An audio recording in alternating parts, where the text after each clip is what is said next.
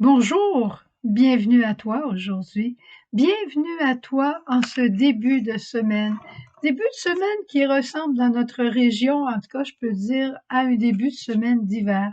On a une petite sœur, Florkensia, qui est arrivée d'Haïti après déjà 3 années dans la communauté là-bas, mais qui n'a jamais vu de neige. Eh bien, hier, je peux te dire que c'est ici à Bécomo, on avait de la neige, on avait de la glace. Elle s'est amusée, elle était prête à faire toutes les commissions à l'extérieur juste pour pouvoir aller dehors. Et elle a hâte de pouvoir avoir une neige qui lui permettra de faire des bonhommes de neige, comme on en a tous fait. Aujourd'hui, dans la liturgie, on retrouve un texte qui nous est bien connu, le texte de l'aveugle de Jéricho. Est-ce que cet aveugle pourrait encore nous enseigner quelque chose? Eh bien, moi, il me l'a enseigné, puis ça me fait plaisir de le partager avec toi. Cet aveugle, il voit. Aux yeux des hommes, il est très désavantagé. Pauvre, mendiant, pas de domicile fixe probablement, et aveugle. Pas beaucoup d'ennemis, souvent on veut le rabrouer. Mais lui, il voit pas les choses à l'extérieur, mais il voit de l'intérieur. Il a le temps de méditer, il a le temps de réfléchir, il a le temps de se questionner, et il entend dire que Jésus s'en vient. Et il sait très bien que Jésus, c'est pas un magicien. Il sait que Jésus, c'est le fils de David, qu'il est grand et qu'il transcende les hommes de son temps. Alors il crie sa foi de tous ses poumons. Jésus, fils de David, aie pitié de moi. Magnifique, magnifique. Il voit Jésus. J'ose même pas dire, c'est comme s'il le voyait, il le voit, Jésus.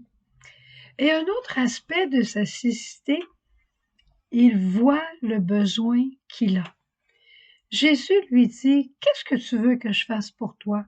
Eh bien, lui, il répond bien simplement, Seigneur, je veux voir. Point. Et Jésus va l'exaucer. Parfois, quelqu'un peut nous offrir à prier avec nous. Qu'est-ce que tu aimerais demander au Seigneur? Le Seigneur, il sait ce dont j'ai besoin. Ou bien on pourrait dire, tu sais, c'est vrai que j'ai mal là, c'est vrai que j'ai du rhumatisme, c'est vrai que j'ai de l'arthrose. Mais il y a beaucoup de gens qui ont de l'arthrose, puis ils vivent avec. J'ai appris à vivre avec. Qu'est-ce que tu veux que je fasse pour toi? Sœur Jeanne nous disait, à demande précise, réponse précise. Et tu connais cette histoire des sœurs qui voulaient avoir. Il y a beaucoup de versions à cette histoire, mais c'était des sœurs cloîtrées qui avaient besoin d'un chat dans leur monastère parce qu'il y avait des souris. Alors, ils ont dessiné un chat et ils l'ont mis en dessous de la statue de Saint-Joseph. Et quelques jours après, ils ont reçu un chat, mais un chat assez particulier. Il n'y avait pas de queue. Les sœurs ont été surprises. Puis là, il y en a une qui a dit, on va aller chercher notre petit papier en dessous de la statue. Eh bien, le chat qu'ils avaient n'avait dessiné, il n'y avait pas de queue. À demande précise, réponse précise. C'est probablement juste un Fioretti de couvent, ça. Mais n'empêche que le bon Dieu répond clairement à nos demandes. Alors, si le Seigneur te demande, qu'est-ce que tu veux que je fasse pour toi? Ne reste pas dans les estrades en haut à répondre avec tout le monde. Que ta volonté soit faite, Seigneur. Descends, descends, rencontre Jésus personnellement et dis-lui, Seigneur, je veux être guéri de mon cancer. Seigneur, la relation avec mon fils, ça n'a pas de bon sens comment ça se passe. Recrée la communion pour nous avant Noël. Ou bien, Seigneur, qu'est-ce que je vais pouvoir offrir à mes enfants? À Noël, j'ai rien. Seigneur, donne-moi quelque chose ou inspire-moi quelque chose qui leur fera plaisir.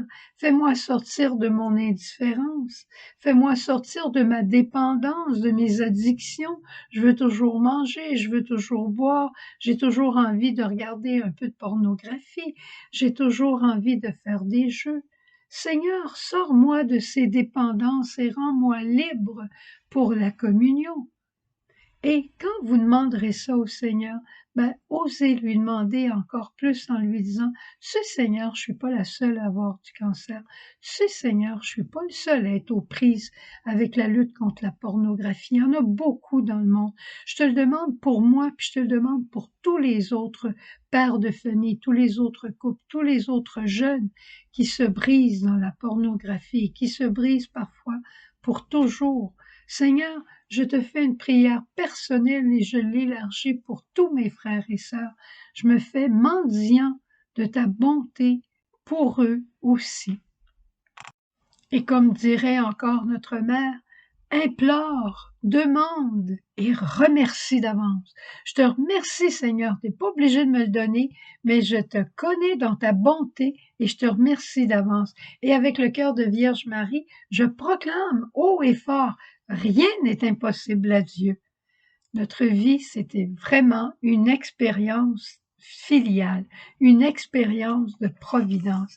Et le Seigneur prend plaisir à nous exaucer quand on demande humblement avec confiance. Tu sais, pour moi, de retrouver ma famille, de retrouver des sœurs à 77 ans, je me dis, il n'y a rien d'impossible pour Dieu, il n'y a pas d'âge pour Dieu. Alors, ose aujourd'hui tout demander, remercie-le d'avance et comme la Vierge Marie, demeure dans le silence et l'attente de la réalisation de ta prière, l'heure que Dieu aura choisie et qui sera la meilleure. Au revoir, à demain. Jésus,